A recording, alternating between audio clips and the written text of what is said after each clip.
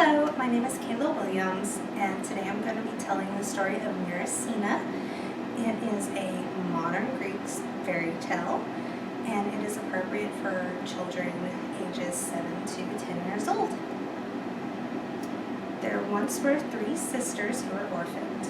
The youngest was named Myrsina. Now the 2 oldest sisters thought themselves to be great beauties, and one day decided to settle it once and for all who was the fairest. So they went out as the sun was rising up and asked, "Sun, who is the best of us?" And the sun answered, "One is as good as the other, but the third and youngest is the best of all."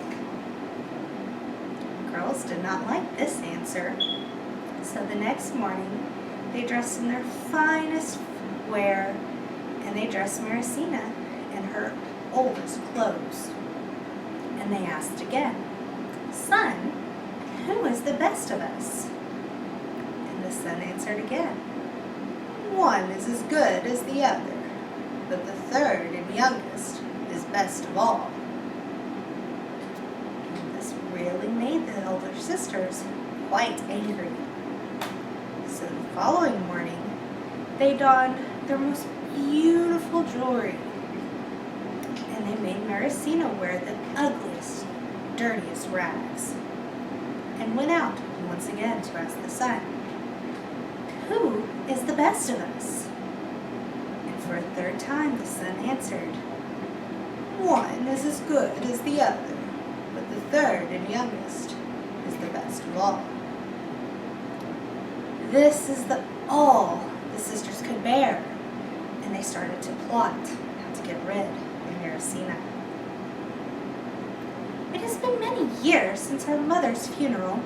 We should go and rebury her," said the oldest sister. "Yes, but her grave is far on the other side of the mountain," said the middle sister. Myrsina, being too young to remember a funeral, agreed and started to gather the grain and calabash, the traditional grain and fruit for a funeral, and went with her sisters.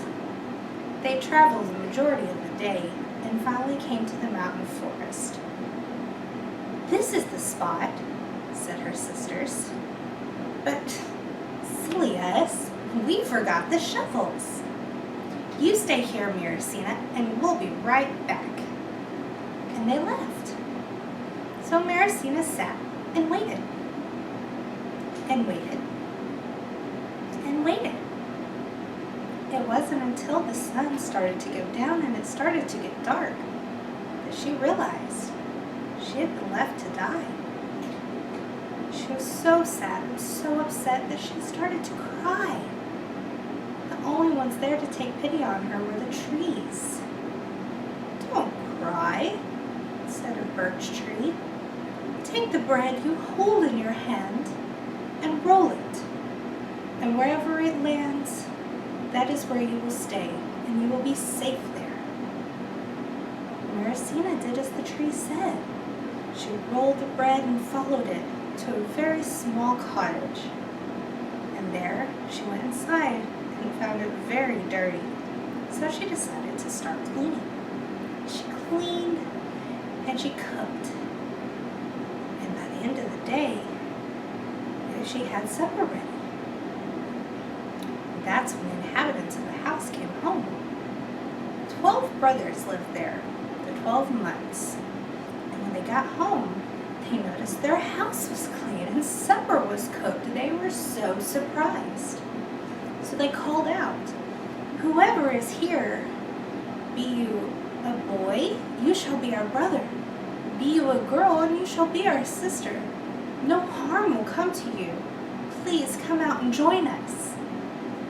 Myrsina came out from where she was hiding, and they rejoiced and ate, and she was welcomed with open arms.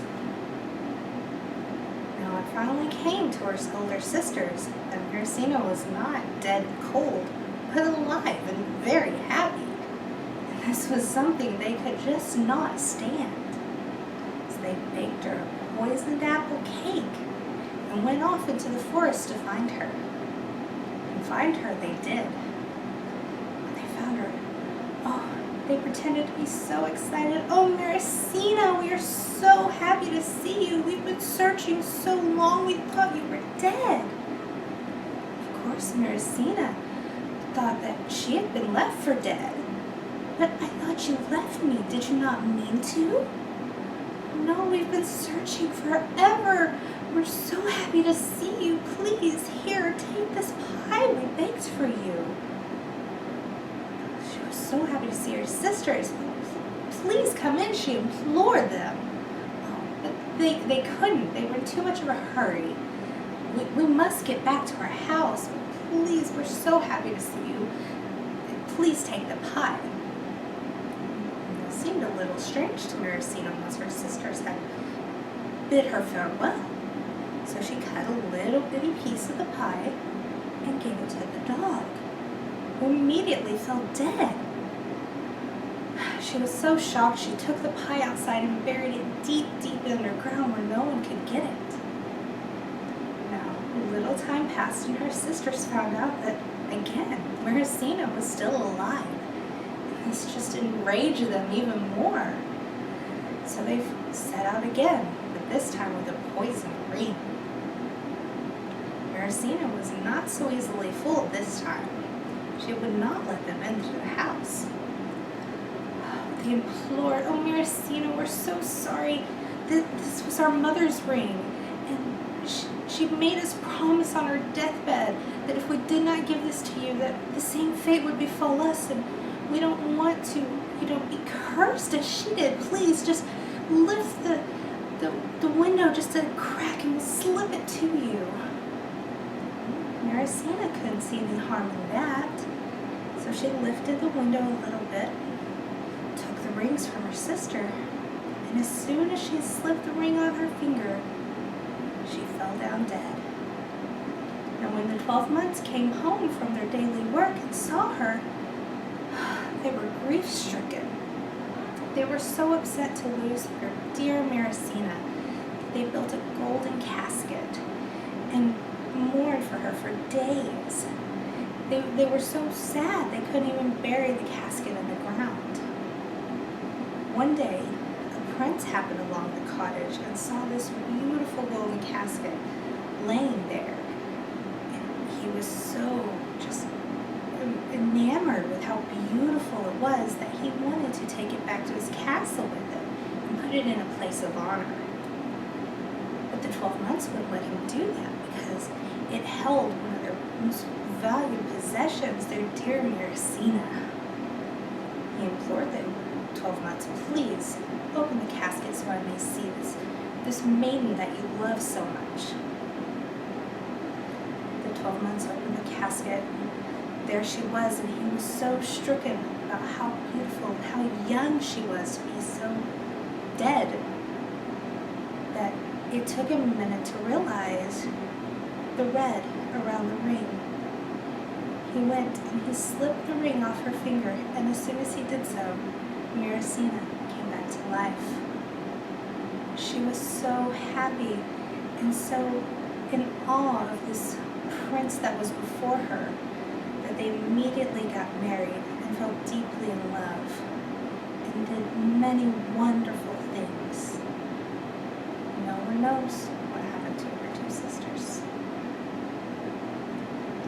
The end.